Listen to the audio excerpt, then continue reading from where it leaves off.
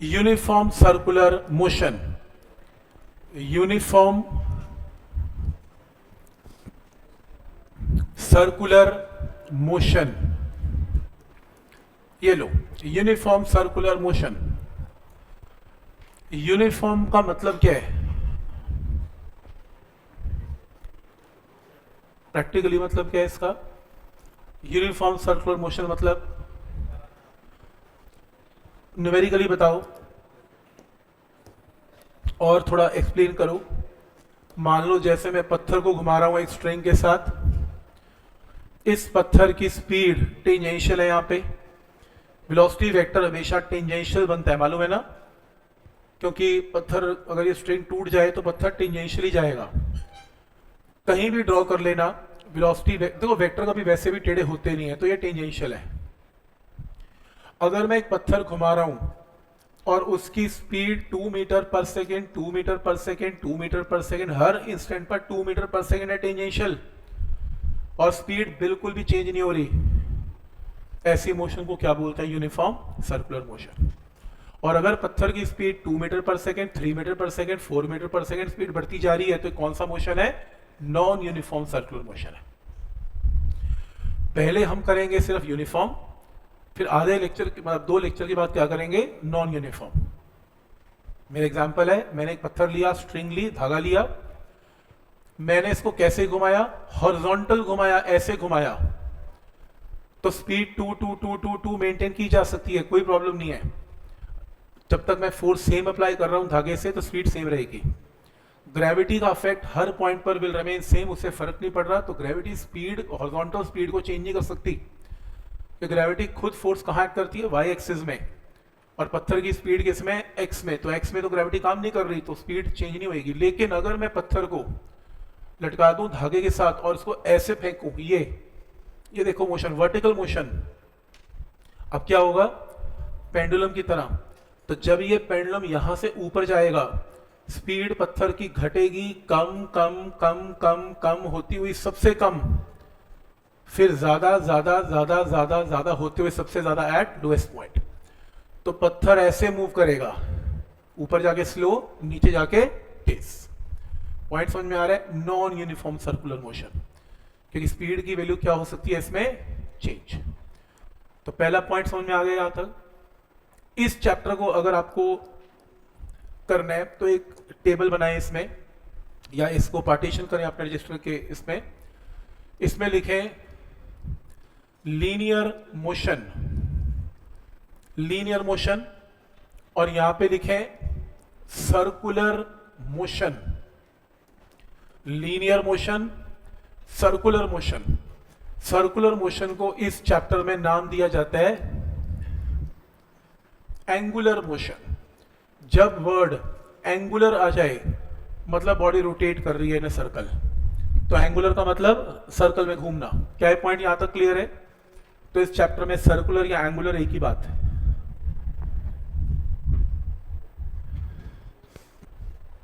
पहला पॉइंट, जब हम लीनियर मोशन आज तक जितने भी एग्जांपल किए उसमें बॉडी कैसे मूव करती है? इन अ स्ट्रेट लाइन, तो मोशन लीनियर है। लीनियर मोशन में कौन सी डिस्प्लेसमेंट मेजर की गई थी? Linear displacement. कैसे लिखते थे बोलो इसे? एक्स लिखो, स्ट्रेट लाइन डिस्टेंस एक्स। लेकिन सर्कुलर मोशन में देखते हैं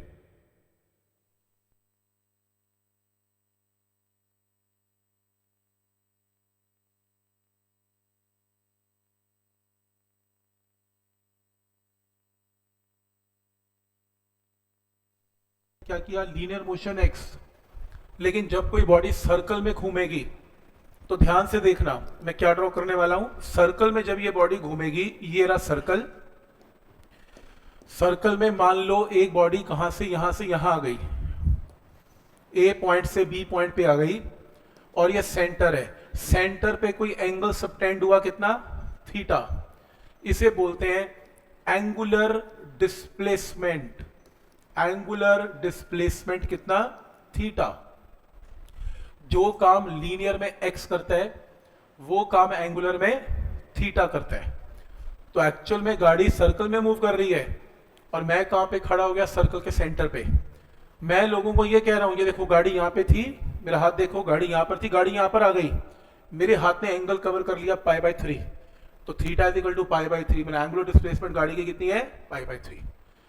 इसके यूनिट्स क्या होंगे, रेडियंस, रेडियंस। तो इसके यूनिट मीटर, उसके यूनिट्स रेडियन। जो काम इसमें एक्स करेगा वो काम उसमें रेडियंस करेंगे। नंबर 2, इसमें हमने क्या किया था, लीनियर वेलोसिटी, सिंबल v क्या होता था, dx/dt। Linear velocity v is equal to dx/dt। इसके अंदर कौन सी वेलोसिटी आएगी, एंगुलर वेलोसिटी। एंगुलर वेलोसिटी का सिंबल होता है ओमेगा। d/dt ऑफ थीटा की जगह क्या यूज, x की जगह क्या यूज करेंगे, ये देखो इधर रिप्लेस थीटा। जो काम v करता था वो काम ओमेगा करेगा, जो काम x करता है वो काम थीटा करेगा। सही। यूनिट्स, ओमेगा के यूनिट्स क्या हैं, रेडियंस पर सेकेंड, रेडियंस पर सेकेंड। फिर हमने की थी लीनियर एक्सेलरेशन a, जिसका फॉर्मूला dv/dt, dv/dt। अब इसके अंदर क्या करेंगे, इसके अंदर कौन सी एक्सेलरेशन है, एंगुलर एक्सेलरेशन, सिंबल क्या है, एल्फा। d/dt ऑफ जो काम ओमेगा v करता है वो काम इसमें कौन करेगा, ओमेगा करेगा। ये देखो बिल्कुल कॉपी और रिप्लेसमेंट हो रही है, ए की जगह अल्फा, वी की जगह ओमेगा। सही। इसके यूनिट्स क्या होंगे, रेडियंस पर सेकेंड का स्क्वायर, राइट। तो ए होने का मतलब गाड़ी की स्पीड का बढ़ना, अल्फा होने का मतलब ओमेगा का बढ़ना। पहले स्पीड पंखे की कम थी, फिर ज्यादा, फिर ज्यादा, फिर ज्यादा, तो ओमेगा बढ़ गया। ओमेगा बढ़ने का मतलब उसमें एंगुलर एक्सेलरेशन आ गई। क्या स्टेप यहां तक क्लियर है, ये तो बिल्कुल सेम ही पैटर्न चल रहा है, फर्क ये है कि हम सीधा नहीं चल रहे, हम गोल चल रहे हैं। ठीक। फिर हमने किया था, दो टाइप की मोशन है, या तो वेलोसिटी क्या होगी, कांस्टेंट होगी, या फिर वेलोसिटी कांस्टेंट नहीं होगी। तो क्या होगी, एक्सेलरेशन होगी। जब वेलोसिटी कांस्टेंट है, इक्वेशन ऑफ मोशन क्या थी, s is equal to vt, और इनमें क्या थी, v is equal to u plus at, v square minus u square 2as, या फिर s is equal to ut plus half at square. ये किया था। इधर आ जाओ, इसमें क्या बनाएंगे, थ्योरी बोलो। वेलोसिटी की जगह क्या बोलेंगे, ओमेगा। या तो ओमेगा कांस्टेंट होगा, या ओमेगा कांस्टेंट नहीं होगा, उसमें क्या होगी, एंगुलर एक्सेलरेशन अल्फा। सेम चीज दिख रहा हूं, v की जगह ओमेगा में बात कर रहा हूं। अगर ओमेगा कांस्टेंट है, बोलो इधर देखो, s की जगह क्या यूज करेंगे, थीटा। जो काम मीटर में है वो काम इसमें थीटा करता है, जो v करता है वो काम इसमें ओमेगा करता है। तो इक्वेशन क्या यूज करेंगे, theta is equal to omega t. S is equal to v t की जगह theta is equal to omega t, और इसके अंदर v is equal to you plus a t की जगह omega 2, omega 1, alpha t, omega 2 का square, omega 1 का square, 2 into alpha into theta, या theta is omega 1t half into alpha into t square. समझ में आ रहा है ना, ये u की जगह ओमेगा 1 कर दिया, v की जगह ओमेगा 2 कर दिया, a की जगह अल्फा कर दिया, बन गया क्वेश्चन। उसे बोलते हैं काइनेमेटिक्स, लीनियर काइनेमेटिक्स। इसे बोलते हैं एंगुलर काइनेमेटिक्स। किसकी क्वेश्चन है, एंगुलर काइनेमेटिक्स की। चीज जब घूमती है उसकी क्वेश्चन है। तो समझ में आ रहा है, ये तो बिल्कुल सेम पैटर्न फॉलो कर रहा है। पॉइंट समझ में आ रहा है कि कैसे करना है इसमें।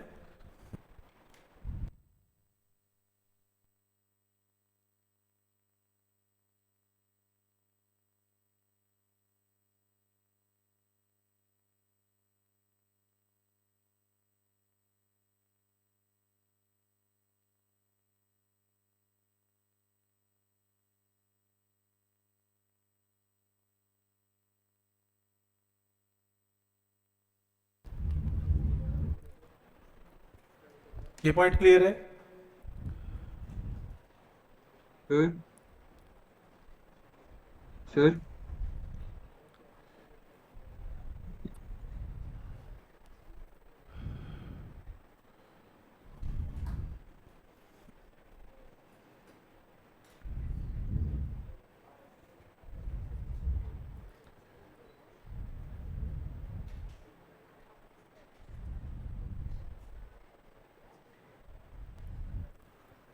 ओके, यहाँ तक क्लियर है?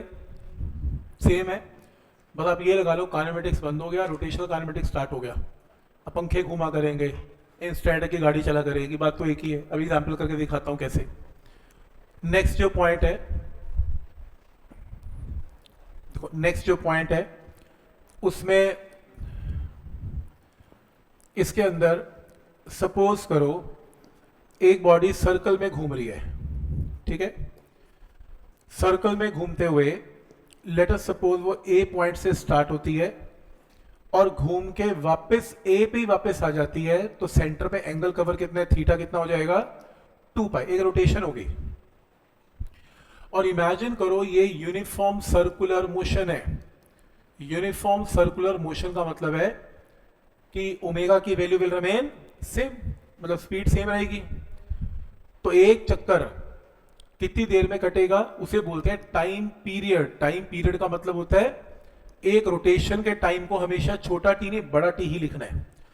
कैपिटल टी का मतलब है एक चक्कर का टाइम, लिखो time period is capital T. इस केस में एक रेवोल्यूशन का टाइम क्या है, this is time period for 1 revolution. तो एक रेवोल्यूशन का जो टाइम है वो कैपिटल टी है।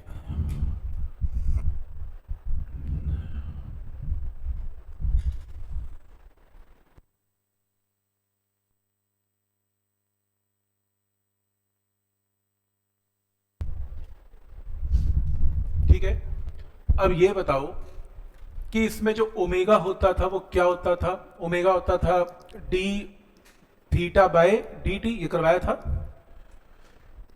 एक रोटेशन में या एक रेवोल्यूशन में एंगल डी थीटा कितना कवर हो गया, 2 पाई। एक चक्कर में एंगल कवर कितना हो गया सेंटर पे, 2 पाई।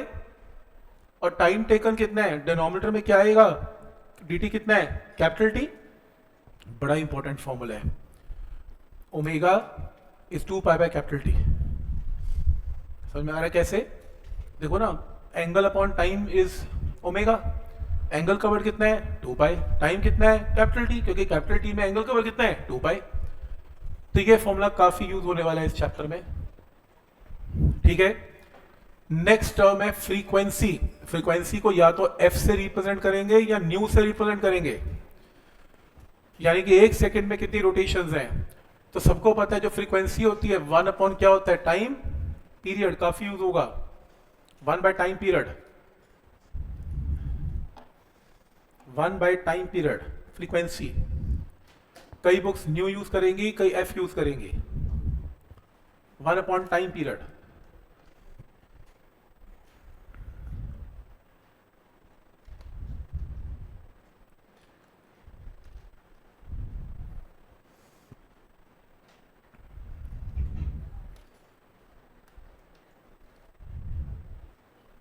सही है, क्लियर है? अब ये बताओ जो ओमेगा होता है वो क्या होता है, 1/2 पाई बाय कैपिटल टी, पूरा 1 अपॉन टाइम पीरियड क्या होता है, फ्रीक्वेंसी। तो ऐसा लिखा जा सकता है, बड़ा इंपॉर्टेंट फॉर्मूला है, omega 2 pi by capital T या ओमेगा 2 पाई इंटू फ्रीक्वेंसी, एक ही बात है। इसे काफी यूज करूंगा मैं।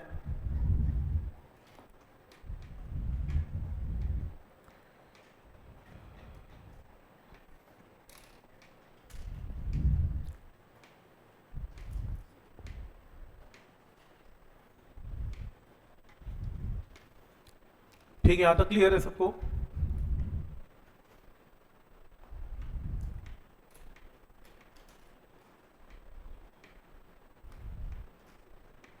नेक्स्ट है, यहां आपको बहुत कंफ्यूजन देखने को मिलेगी। अगर आपने ध्यान से नहीं सुना, आपके बहुत न्यूमेरिकल्स गलत होने वाले हैं। ओमेगा के यूनिट्स मैंने क्या बताए थे, रेडियंस पर सेकेंड। फ्रीक्वेंसी के यूनिट्स होते हैं या तो हर्ट्स या फिर रेवोल्यूशंस पर सेकेंड। ये बड़ा मिलता जुलता है, रेडियन रेवोल्यूशन कंफ्यूजन क्रिएट करते हैं। पर आप कहोगे इसमें कंफ्यूजन क्या है, पता ही है, रेवोल्यूशन रेवोल्यूशन होता है, रेडियन रेडियन होता है। कंफ्यूजन ये है आपकी बुक्स रेवोल्यूशन पूरा लिखती नहीं है, क्या लिखती है, आरपीएस।